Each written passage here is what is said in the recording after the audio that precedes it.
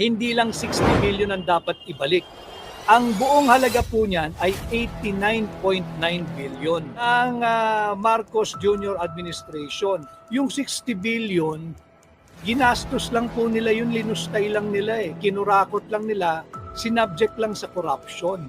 And then yung naging desisyon, wala po tayong magagawa sa hatol ng Korte Suprema.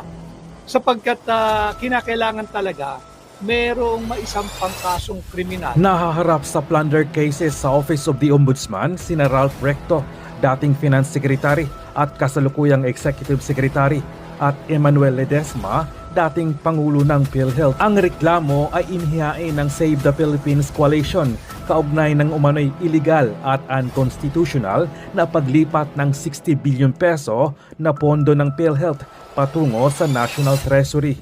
Ayon sa complainants, nagkaroon umano ng sabwatan ang mga akusado upang ilipat ang pondo ng State Health Insurer. Isang hakbang na ayon pa sa kanila ay labag sa konstitusyon at nagdulot ng pinsala sa pondo na nakalaan sana para sa serbisyong pagkalusugan ng mga Pilipino. Iginiit pa ng grupo na ang 60 billion peso ay pondo ng mga miyembro ng PhilHealth at hindi dapat basta mailipat o magamit sa ibang layunin nang walang malinaw na legal na basihan.